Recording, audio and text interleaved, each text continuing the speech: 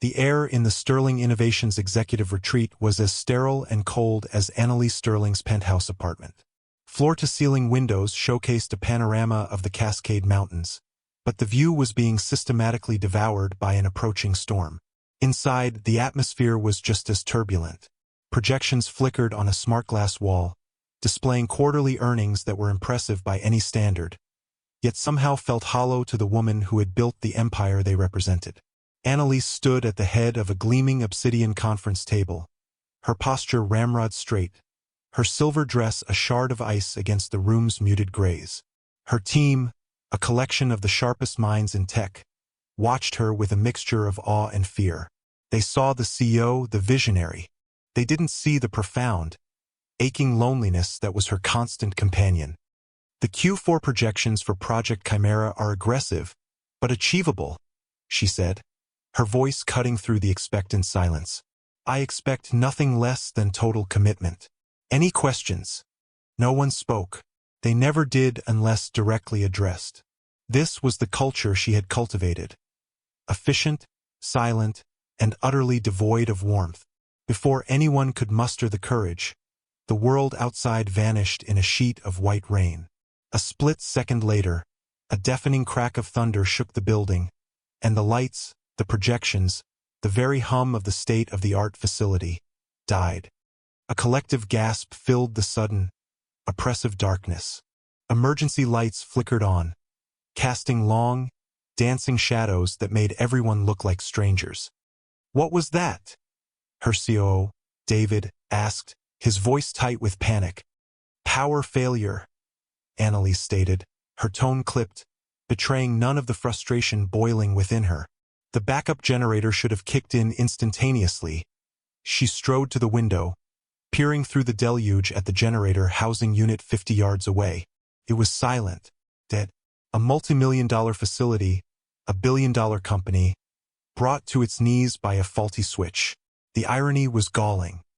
Get facility maintenance on the line. Now, she commanded. Minutes stretched into an eternity of awkward silence and nervous shuffling. Finally, David returned, his face pale in the gloom. The storm has knocked out lines all over the county. The on-call technician he's on his way, but he had an issue. A childcare issue. Annalise's perfectly sculpted eyebrow arched. A childcare issue? We are in the middle of a strategic summit, and our operations are paralyzed because of a babysitter. Before David could answer, the conference room doors opened, admitting a gust of wind, the smell of rain-soaked earth, and a man who looked entirely out of place. He was tall and broad-shouldered, wearing a simple rain slicker over a worn work shirt and jeans. Water dripped from the brim of his cap onto the pristine Italian marble floor. But it wasn't just him.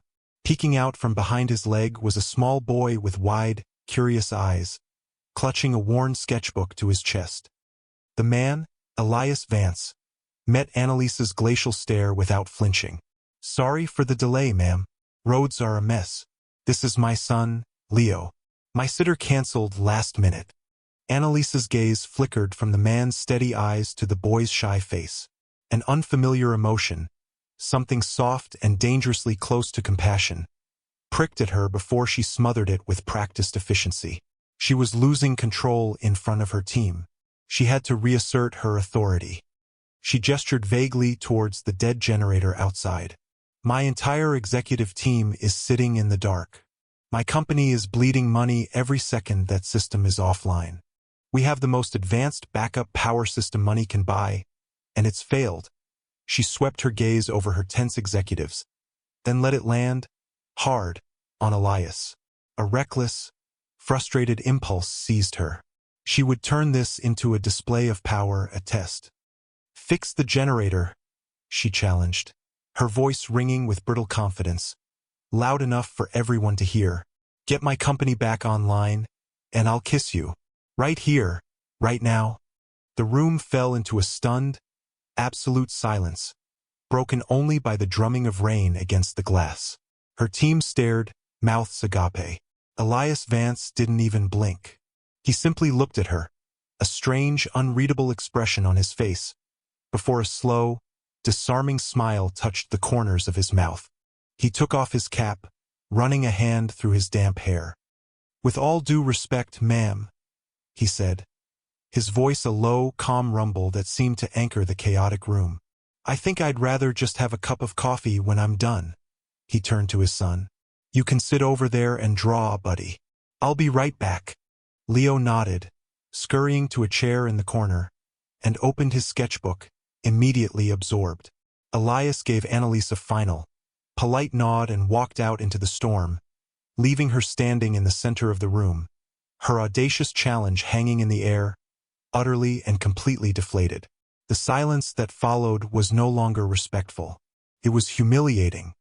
Annalise felt a flush of heat creep up her neck. She had meant to appear formidable in command. Instead, she had acted like a petulant queen, and this quiet, working-class man had just dismissed her with the gentle grace of a true king. She watched through the window as he worked, his movements efficient and sure in the swirling rain. He didn't seem to notice the storm, his focus entirely on the complex machinery before him. Inside, her team shifted uncomfortably, avoiding her gaze. The power dynamic had been inverted in a single, quiet sentence. She was the CEO, the one with all the authority, yet she felt powerless. Her world was one of deals and leverage, of calculated risks and hostile takeovers. His was one of practical skill, of fixing what was broken. She could command a boardroom, but she couldn't make the lights come on. She found her eyes drifting to the small boy in the corner. Leo was meticulously drawing, his small brow furrowed in concentration. He hadn't said a word. There was a stillness about him, a self-contained world in his sketchbook. Annalise had never been good with children. They were unpredictable, emotional, inefficient. Yet, she felt an odd pull, a curiosity about this silent child and his unflappable father. 20 minutes later, just as Annalise was beginning to believe the situation was hopeless, the generator roared to life. The main lights flickered on, bright and unforgiving, chasing the shadows from the room. A spontaneous cheer erupted from her executive team, a release of pent-up tension. Projections reappeared on the walls, numbers and graphs glowing with renewed importance. The world was back on its axis. Elias re-entered the room, dripping water, his face illuminated by the lights he had resurrected. He wiped his hands on a rag he pulled from his back pocket. Shorted phase coupler and a tripped transfer switch. He announced to no one in particular. "Should be stable now. I'd recommend a full diagnostic on the unit tomorrow, just in case." All eyes swiveled from Elias back to Annalise. The echo of her challenge still lingered. Her so, David, had a faint, nervous smirk on his face. This was it, a moment of reckoning. She could double down, play it off as a joke, or what?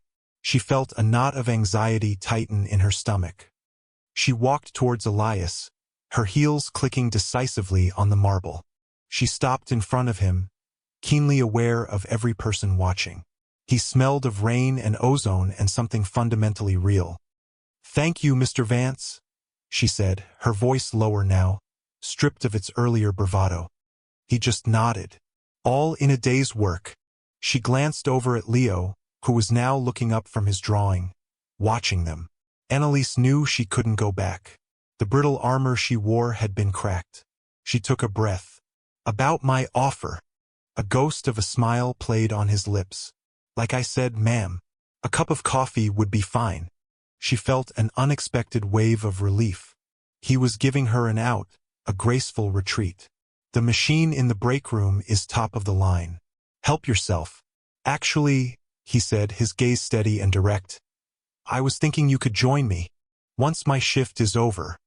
It wasn't a challenge, but an invitation. Simple, direct, and more unnerving than any boardroom negotiation she had ever conducted. It was an invitation into a world she didn't understand, a world where value wasn't measured in stock points, but in shared moments of warmth. Before she could answer, Leo padded over and held up his sketchbook. On the page was a surprisingly detailed drawing of the generator, but instead of sparks and wires, brilliant yellow sunbeams were radiating from it. He pointed a small finger at the drawing, then looked up at Annalise, and for the first time he spoke. His voice was a tiny, clear whisper. "Daddy fixed the sun." Annalise's carefully constructed composure crumbled. A genuine smile, a feeling so foreign it felt like it belonged to someone else, broke across her face. She looked from the child's earnest expression to the father's warm, patient eyes. In that moment, surrounded by the trappings of her immense success, she felt a poverty of spirit she had never acknowledged. "Yes," she said, her voice soft. "Yes, he did." She looked back at Elias. "I'd like that very much." The following week, the memory of the storm and her foolish challenge replayed in Annalise's mind. She found herself distracted in meetings, her thoughts drifting from profit margins to a man who could fix a generator in a downpour and a child who thought he had fixed the sun. It was illogical. It was inefficient. It was compelling. She manufactured a reason to call him. A flickering light in the library of her penthouse, a room she hadn't entered in months. It was a flimsy pretext, and she knew it. When Elias arrived, without Leo this time, the sheer scale of her apartment seemed to amplify the silence between them. The space was a monument to modernism. All glass, steel, and stark white walls, filled with art she'd bought as an investment, not for love. "It's the ballast in the fixture," he said after a quick inspection. "An easy fix." As he worked, his quiet competence filled the cavernous room more than all her expensive furniture ever had. She found herself wanting to fill the silence, a rare impulse for a woman who used silence as a weapon. "Your son, Leo?" she began, her voice sounding unnaturally formal. "He's a wonderful artist." Elias paused, looking down from the stepladder. A warmth softened his features. "He gets that from his mom." She could see the beauty in anything. Annalise leaned against a sterile marble column. "Is she an artist?" The question was casual, but the air thickened with a sudden weight. Elias's gaze drifted towards the window, which overlooked the sprawling, indifferent city. "She was. Her name was Sarah. She passed away 3 years ago." The words landed gently, but they hit Annalise with the force of a physical blow. She had assumed. She didn't know what she had assumed. A messy divorce, maybe. Not this. Not a clean, irrevocable absence. "I'm so sorry," she said, the platitude feeling hopelessly inadequate. He gave a small, sad smile and returned to his work. It was fast. An aneurysm. One minute we were planning Leo's 5th birthday party. The next, he didn't finish the sentence. He didn't need to. He expertly twisted a few wires together, his hands steady despite the tremor she could now sense in his soul. "He didn't speak for a year after she died," Elias continued, his voice low and even, as if he were discussing the wiring schematic. "Selective mutism, the doctors called it. He just shut down. He drew everything. Pages and pages of sketchbooks. It was the only way he would communicate." Annalise pictured the little boy in the storm, clutching his sketchbook like a shield. It hadn't been shyness. It had been survival. "I was a project engineer for a big aerospace firm back then," Elias said, fitting the light cover back into place. "Long hours, lots of travel. I couldn't do it anymore. Not if I wanted to be there for him. So I quit. Took this job. The hours are regular. The work is steady. And I can always be there to pick him up from school." He flipped the switch, and a warm, steady light filled the room. "All fixed." Annalise stared at him. He had just laid bare the architecture of his life, a story of profound sacrifice and unwavering love, with the same matter-of-fact tone he used to describe a faulty ballast. He had willingly stepped off the corporate ladder she was still desperately trying to climb, trading ambition for presence. He had given up a career to fix his son. This was the first great reveal, the first piece of the puzzle of Elias Vance. He wasn't just a maintenance man. He was a father who had recalibrated his entire world around the needs of his grieving child.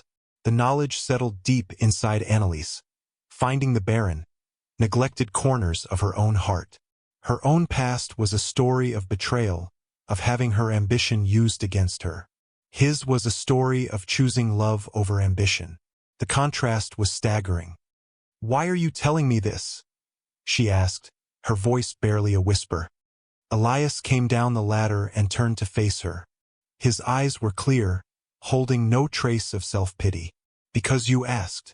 And because when Leo spoke to you, that was the first time he'd spoken to a stranger since Sarah died. There's a kindness in you, Miss Sterling, even if you try to hide it." He called her Miss Sterling, but the space between them had shrunk. He saw something in her that no one else did, something she wasn't even sure was there. He saw kindness beneath the armor, and she saw a strength in him that dwarfed her own, a strength forged not in the boardroom, but in the quiet, desperate hours of a father's love. The flickering light was fixed, but something else had just been switched on inside of her. A fragile, tentative hope. That weekend, on an impulse that defied all logic, Annalise invited Elias and Leo to her penthouse again. Not for a repair, but for a project. On the roof of her building was a sprawling terrace garden, a feature the real estate agent had raved about, which had since fallen into neglect. It was a collection of expensive, dying plants in concrete planters, a perfect metaphor for her own life. "I have no idea what I'm doing," she confessed, gesturing to the brown, withered leaves. "I thought maybe you could help." Elias surveyed the sad little urban jungle, a knowing smile on his face. "Everything just needs a little attention." The three of them spent the afternoon working, their hands in the soil. Elias showed her how to prune the dead branches, how to test the soil for moisture. Leo, delighted to be outside, chased butterflies and pointed out weeds with solemn importance. For the first time, Annalise didn't feel like a CEO. She felt like a person. The dirt under her fingernails was more real than any contract she had ever signed. They established a new routine. Every Saturday, they would work in the garden. Elias would bring lemonade in a thermos and sandwiches wrapped in wax paper. Leo would supervise, offering his surprisingly insightful commentary. "That one looks thirsty, Annie," he'd say, pointing to a drooping rose bush. He had started calling her Annie, and the simple, affectionate name sent a jolt of warmth through her every time. She learned about Elias's past, about the schematics he used to draw for jet engines, about his dream of one day opening his own small workshop to invent and build things, simple things that made people's lives better. He spoke of his late wife with a gentle reverence that was free of bitterness. He wasn't trapped in his grief. He was honoring her memory by building a good life for their son. In turn, Annalise found herself slowly, cautiously, letting him in. She didn't talk about work. Instead, she told him about growing up in a small town, about the scholarship that had been her only ticket out, about her secret love for old black and white movies. These were small, forgotten pieces of herself she hadn't looked at in years. With Elias, they felt safe to bring into the light. He never seemed intimidated by her wealth, her penthouse, her driver, her success. They were just facts of her life, no more or less important than the calluses on his hands. He saw her. He saw the woman who bit her lip when she was concentrating on tying up a tomato plant, the woman who laughed with genuine delight when Leo made a silly face. One rainy Saturday, when the garden was too wet to work in, they stayed inside. Annalise, feeling brave, ordered pizza, a greasy, common indulgence she hadn't allowed herself in a decade. They sat on the floor of her cavernous living room, the city lights twinkling below them like a fallen constellation. Leo fell asleep between them, his head resting on his father's lap, his small hand clutching a fold of Annalise's silk blouse. The quiet intimacy of the moment felt more significant than any black-tie gala she had ever attended. The rain streaked down the windows, cocooning them in a world of their own. "He feels safe with you," Elias said softly, stroking his son's hair. Annalise's heart ached with a sweet, unfamiliar emotion. "I feel safe with you, too." The admission hung in the air, true and undeniable. She looked at him, at the steady kindness in his eyes, and knew it was time. Time to show him the broken parts of her own past, the reason for the walls she had built so high. "The man I started my company with," she began, her voice barely above a whisper. "His name was Marcus Thorne. We weren't just business partners. We were engaged." Elias listened, his expression unwavering, giving her the space and silence she needed. I trusted him completely. He was my whole world. The business, our future, it was all tangled together. I poured every ounce of myself into building Sterling Innovations. I thought he was doing the same. She took a shaky breath, the memory still sharp enough to cut. Then I found out he was creating shell corporations, siphoning company funds into his private accounts. He was planning to bankrupt the company, buy it for pennies on the dollar, and leave me with nothing. He had a new partner, a new fiancée. The whole thing was a lie. This was her great wound, the betrayal that had iced over her heart. I discovered it just in time. I exposed him, forced him out. I saved the company, but... She looked away at the sleeping child between them. I lost myself. I decided I would never be that vulnerable again. I would never trust anyone like that. Love, partnership, they became liabilities. Weaknesses to be avoided. She finally met his gaze, expecting to see pity, or perhaps a flicker of judgment. Instead, she saw only a deep, profound empathy. He had lost his love to fate. She had lost hers to deceit. Both were forms of theft, leaving behind a hollowed-out space. "He didn't break you, Annalise," Elias said, using her full name for the first time. It sounded different coming from him, not like a title but like a prayer. "He just made you forget how strong your heart is." He gently shifted Leo so he could reach out and take her hand. His touch was warm, solid. It wasn't a gesture of pity, but of solidarity. A silent acknowledgement of her pain, and a promise that she wasn't alone with it anymore. In the quiet of her sterile penthouse, surrounded by the evidence of a life built on mistrust, she felt the first true thaw. The return of Marcus Thorne was as sudden and unwelcome as a winter frost in their burgeoning spring. He appeared not in person, but as a headline on a financial news network. Thorne Acquisitions initiates hostile takeover bid for Sterling Innovations. Annalise felt the blood drain from her face. It was him. After all these years, he was coming back to finish what he started. The next few weeks were a blur of emergency board meetings, frantic calls with lawyers, and sleepless nights spent staring at stock tickers. The professional life she had so carefully rebuilt was under siege. Marcus was using the vast fortune he had built, partially with the money he'd stolen from her, to attack her legacy. But his attack wasn't limited to the boardroom. He began a vicious personal smear campaign. Business journals and gossip columns were suddenly filled with anonymous quotes painting her as an erratic, emotionally unstable leader. And then the photos appeared. A paparazzo had caught her, Elias, and Leo at a farmer's market, laughing as they picked out vegetables. The headline read, "Ice Queen of Tech finds new boy TOY. ISEO Annalise Sterling slumming it." The article was cruel, filled with snide insinuations about Elias's profession and their class difference. It was designed to humiliate her, to paint her as someone who had lost her edge, her focus. Annalise was furious, but more than that, she was heartbroken. She had brought this ugliness into Elias's clean, honorable world. She went to his small, tidy apartment that evening, the magazine clutched in her hand.